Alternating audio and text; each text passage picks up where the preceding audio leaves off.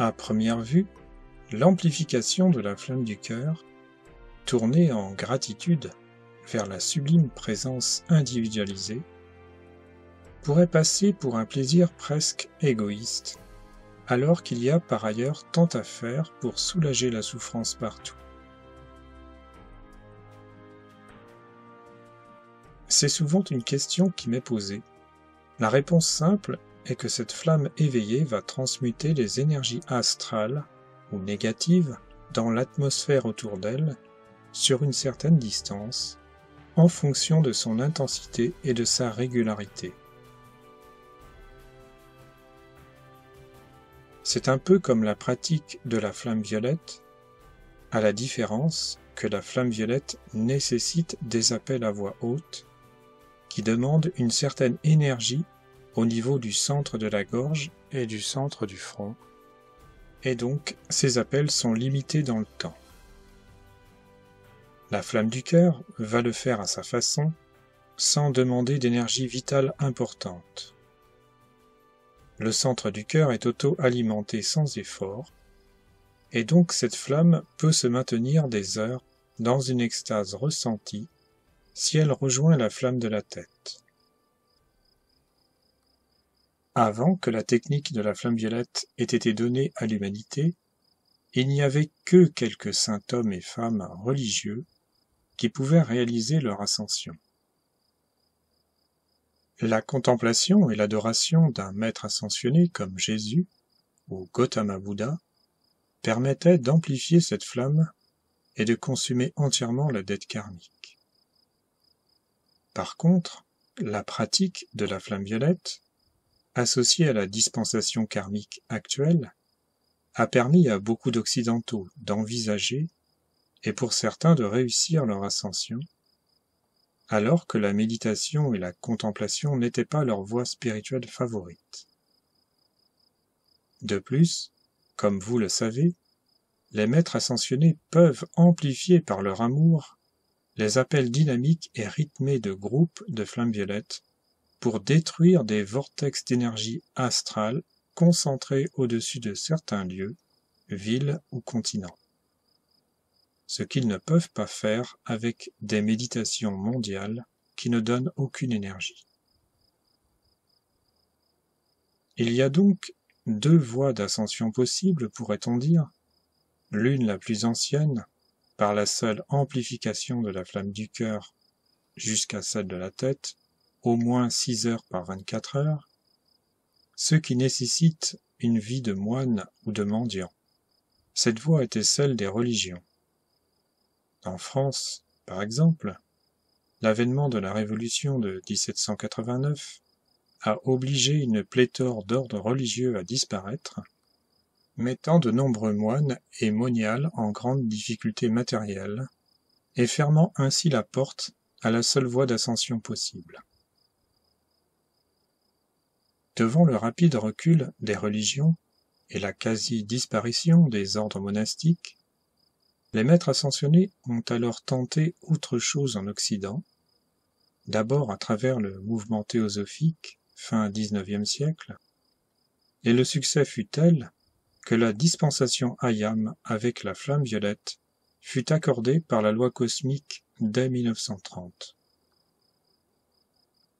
Ainsi, l'enseignement originel des maîtres ascensionnés ne nécessite plus de quitter le monde pour entrer dans les ordres, puisque la pratique de la flamme violette demande quelques dizaines de minutes seulement, avec un minimum d'adoration contemplative de 3 fois 5 minutes, expliqué page 15 du livre Mystère dévoilé. C'est-à-dire avec une concentration sur la respiration, en visualisant le corps physique enveloppé d'une puissante lumière blanche, et reconnaissant et sentant d'abord la connexion avec la présence individuelle, puis en centrant l'attention sur un soleil d'or au centre de la poitrine. J'ajouterai ce gonflant à l'inspiration et rayonnant dans tout le corps à l'expiration. Cependant, il ne s'agit pas de faire un choix entre deux techniques, mais de les rendre complémentaires. car nul être ne peut faire son ascension s'il n'envoie aucun signe d'amour de son cœur vers sa présence, et s'il ne contribue pas à la dissolution du bas astral dans la basse atmosphère, énergie disqualifiée dont chacun est co-responsable avec plusieurs centaines de vies sur Terre. Il est même évident que si les étudiants occidentaux commencent avec la seule pratique de la flamme violette, ils vont au bout d'un temps purifier et hausser la vibration de leur corps éthérique, celui que nous utilisons la nuit pour certaines expériences, et cela aura pour effet de faciliter l'éveil de l'étincelle du cœur et de la transformer d'année en année en une superbe gerbe de lumière. Lorsque la flamme du cœur atteint la glande pinéale, en rejoignant la flamme derrière le front, dite aussi septuple flamme des 7 Elohim, elle crée une nouvelle vibration qui provoque une extase. Mais beaucoup d'occidentaux ont déjà une calcification de la zone pinéale, et cela crée un blocage au niveau de la tête qui peut provoquer une gêne ou des migraines. Pour y remédier, il s'agit de ne plus consommer d'eau calcaire ou minérale, même pour cuire les aliments, et en investissant dans un osmoseur par exemple, en évitant aussi au maximum les pesticides par l'alimentation bio, et enfin en évitant toutes les ondes GSM, 4G, 5G et électromagnétiques, surtout la nuit. La pratique de la flamme violette va aussi permettre la décalcification, mais très lentement, si l'on reste centré mentalement sur cette zone du sommet de la tête durant les appels. Cette flamme du cœur, montant au-dessus de la tête et continuant vers la présence, va donc attirer des énergies astrales obscures vers elle.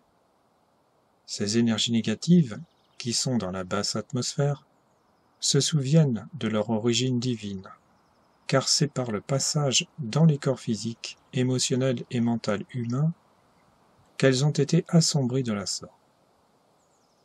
Ainsi, ces énergies cherchent leur rédemption à travers une personne suffisamment évoluée et la suivront jusqu'à ce que cela soit fait.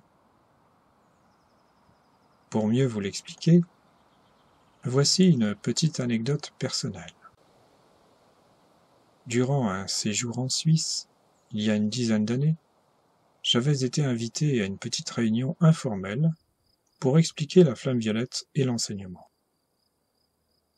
Les personnes intéressées étaient au nombre de 7, et nous avons commencé par échanger autour d'un goûter dans la véranda.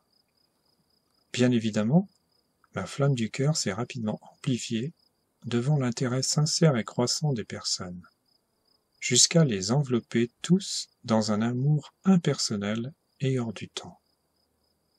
Ces énergies de lumière sont impersonnelles.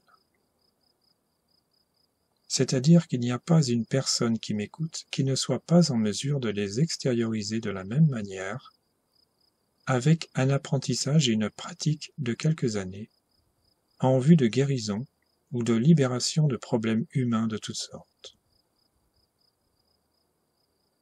Notre réunion, qui devait durer 2 heures, s'est prolongée durant 9 heures sans que personne ne ressente de fatigue.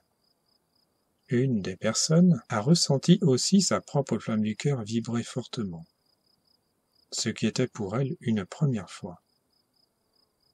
Dès la fin de cette réunion, j'ai été pris de vertiges importants, et cela durant 2 jours. Le temps de trouver à mon camping-car un endroit calme, avec des arbres, pour finir d'évacuer. N'ayant pas d'explication claire à cette époque, j'appelai rapidement un frère de confiance qui me confirma que je venais d'emporter une partie du karma de ces personnes et que ces énergies disqualifiées avaient choisi de me suivre pour leur rédemption. Cela demanderait un peu de temps à cause de la quantité pour qu'elles soient entièrement transmutées. Au bout des 2 jours, tout était effectivement rentré dans l'ordre et je pus reprendre la conduite de mon véhicule. J'imagine que ces personnes ont dû ressentir ensuite une légèreté dans leurs différents corps et une plus grande joie de vivre, sans se douter des désagréments que j'avais endurés. Mais j'avais été très heureux de leur apporter un petit coup de pouce dans leur existence. Depuis, cela est arrivé encore de temps en temps, avec des personnes débutantes, et c'était toujours une aide pour retirer une part karmique. À elles de faire le reste, bien sûr, avec la flamme violette. Cela se produit toujours automatiquement, sans que mon consentement conscient soit sollicité. Pour cette raison, je m'habitue à limiter mon temps avec les personnes et les lieux trop chargés, où les énergies négatives sont parfois palpables, car sinon je ramènerais trop d'énergie désirant leur rédemption. Tout cela est une question de dosage, car même dans un lieu de nature, il y a toujours des énergies astrales à transmuter, et chaque jour c'est à recommencer, tant qu'il y a des humains partout sans contrôle mental et émotionnel. Nous avons un beau récit au sujet de la rédemption d'énergie dans l'atmosphère, cela par le magnifique archange Michel. Page 96 du livre Les 7 Elohim par le maître El Moria aux éditions Monclar. Il s'agit du moment où l'archange va transmuter la plus grande concentration astrale de la Terre au-dessus de l'Afrique, nuage noir constitué de magie noire ou vaudou, de rites sanglants et de cannibalisme, et dans lequel un demi-million de désincarnés étaient enfermés à cause de leur participation à ces pratiques. Cela a d'ailleurs été fait de même sur tous les continents dans les années 1950. Les effluves de cette création astrale sont absorbés par le corps même de l'archange, par sa lumière, puis s'échappent à partir de la tête en une flamme rose dorée d'adoration à Dieu. Je cite, « C'est une chose magnifique que de voir la sublimation par le feu au travers d'un archange. » Les désincarnés libérés sont ensuite conduits par des anges vers les plans supérieurs où ils sont purifiés et instruits. Les orientaux, plus méditatifs, s'adonnent tout de même aussi à des mantras dynamiques, ce qui s'apparente à un peu de flamme violette. D'ailleurs, cette flamme violette était tout de même connue en Orient sous le nom de flamme de compassion. Ce qui montre bien que l'on ne peut totalement dissocier la technique de l'éveil de la flamme du cœur d'un côté et des appels dynamiques de l'autre. Enfin, bien sûr, de tout temps, il a fallu corriger le moi humain autant que possible de ses mauvaises habitudes pour pouvoir atteindre l'éveil complet, ce qui implique une discipline de vie.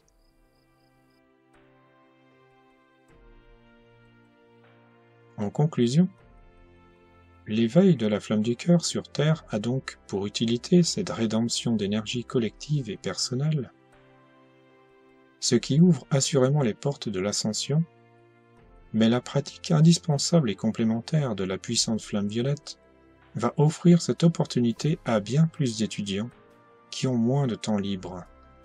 Et c'est bienvenu, car les énergies astrales obscures sont générées maintenant par plus de 7 milliards d'êtres incarnés, et donc il y a du travail pour tous. La méthode que je propose pour éveiller et ressentir la vibration de la flamme du cœur est simple. Vous trouverez celle-ci dans la playlist affichée ci-dessus. Je vous remercie, André Riviera pour contemplativeart.com.